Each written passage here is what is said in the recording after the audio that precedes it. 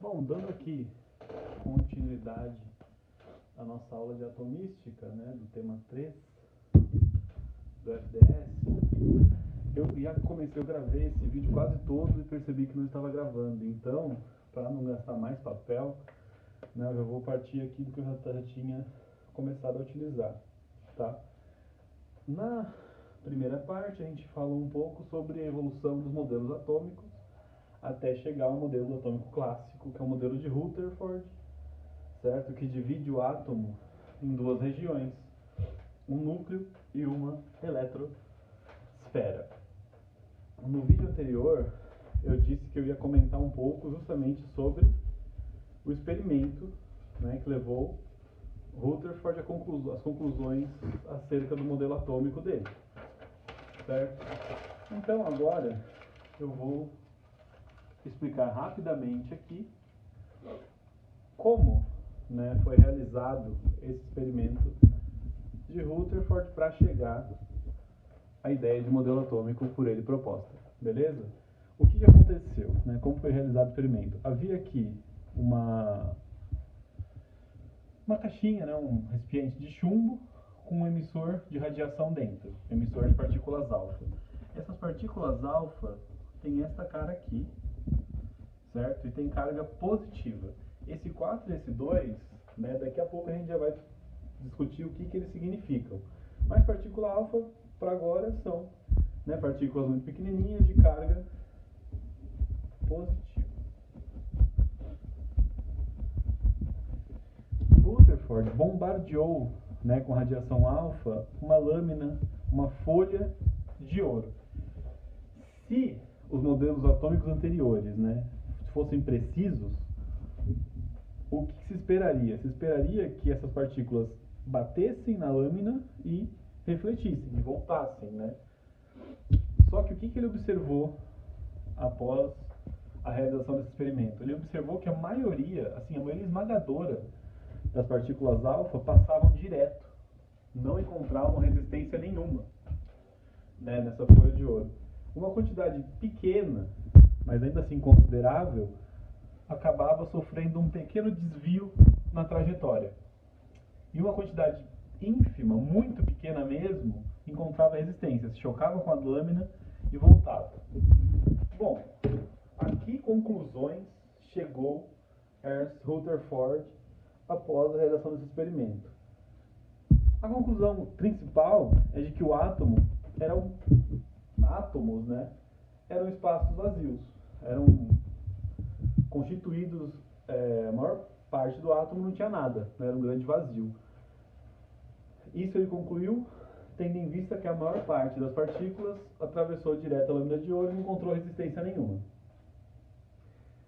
Segunda conclusão, esses átomos vazios, né, essas regiões, entre aspas, vazias, elas tinham um centro de massa, né, uma região que concentrava a massa desse átomo.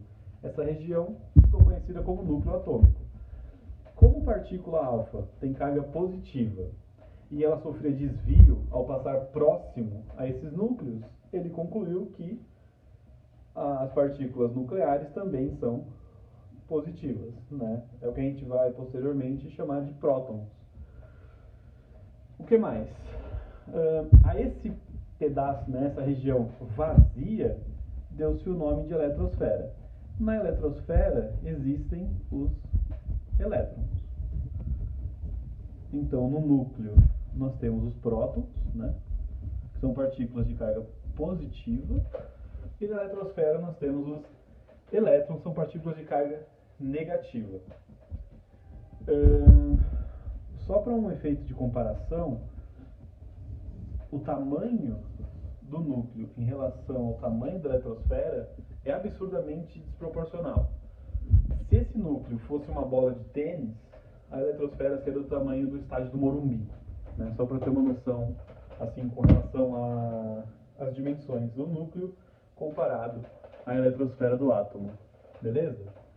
Então aqui, ó, dando segmento, né, justamente é o que eu comentei agora há pouco, no átomo, então, existem duas regiões, um núcleo, Núcleo esse que é o que a gente vai chamar de centro de massa, ou seja, a massa de um átomo está quase que totalmente concentrada em seu núcleo. Nesse núcleo existem os prótons, que são partículas de carga positiva, e na década de 30, um outro cientista chamado Chadwick, ele descobriu a existência de outras partículas nucleares que não têm carga elétrica, que foram batizadas de nêutrons. Então, no núcleo de um átomo existem prótons e existem nêutrons, certo?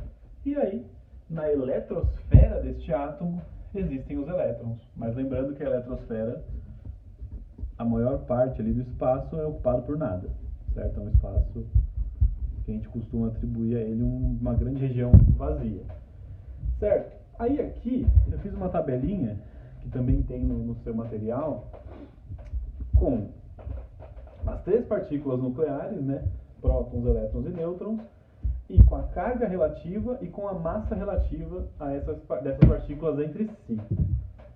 Como assim? Deve estar se perguntando você, meu caro aluno. Independente do valor desta carga, se a carga de um próton vale mais 1, tem sinal positivo, e uma unidade, a carga do elétron é oposta.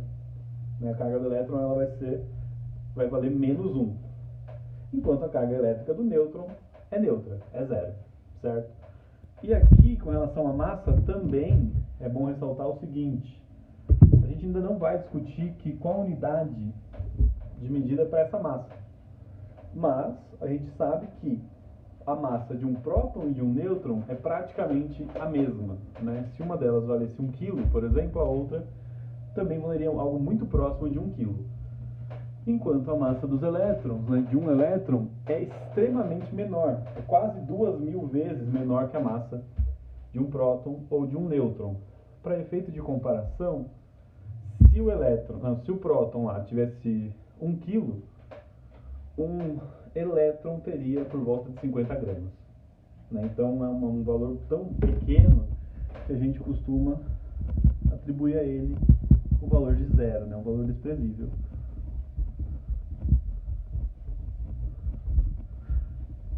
Então aqui é aproximadamente zero, a massa relativa aí dos elétrons. Até aqui, a gente então falou de evolução de modelo atômico e, em cima do modelo atômico clássico, a gente distinguiu, determinou o que é núcleo, o que é eletrosfera. Para dar continuidade ao vídeo, vamos fazer o seguinte agora. Vamos definir o que é elemento químico. Porque se você observa uma tabela periódica, você vai ver que nela existem 118 quadradinhos, digamos assim. Em outras palavras, existem 118 elementos químicos ali representados. Elemento químico nada mais é do que um grupo de átomos com mesma quantidade de prótons. Então, todo átomo que tiver X prótons vai pertencer a um elemento químico específico, em especial. Essa quantidade de prótons que está colocada aqui é o que a gente vai chamar a partir de agora, o que chama-se de número atômico. E número atômico é representado pela letra Z. Tá? Então, definição de elemento químico. Um grupo de átomos que apresentam o mesmo número atômico, que tem o mesmo Z. Aí, uma outra característica importante para os elementos químicos é o número de massa. O número atômico é Z, número de massa a gente representa pela letra A maiúscula. O que é o número de massa de um átomo? Bom, o número de massa é uma soma. Soma prótons mais os nêutrons presentes no núcleo. Beleza? E aí, como é que eu represento um elemento químico, né? Bom, representação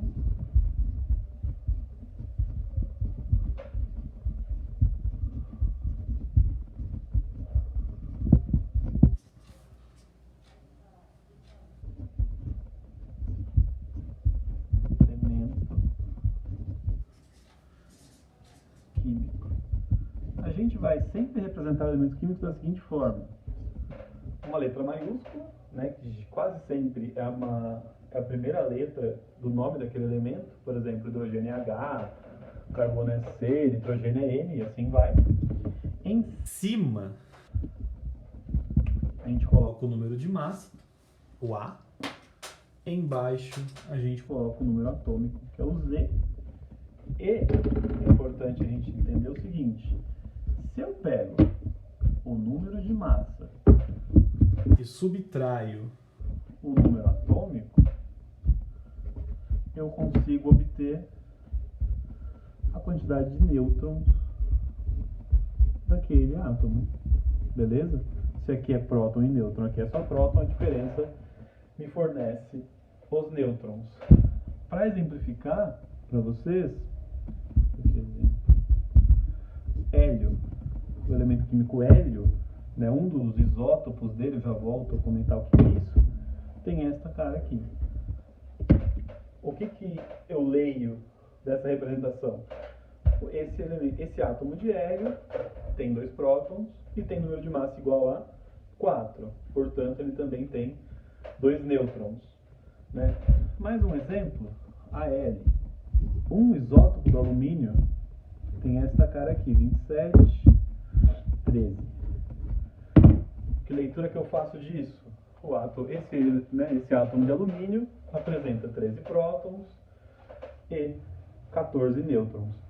No próximo vídeo, a gente vai calcular prótons, nêutrons e elétrons para alguns exemplos, né, para alguns elementos, alguns átomos, e vai discutir um pouquinho sobre ânions, né, o que são ânions e como é que eu identifico prótons, nêutrons, elétrons em ânions, certo?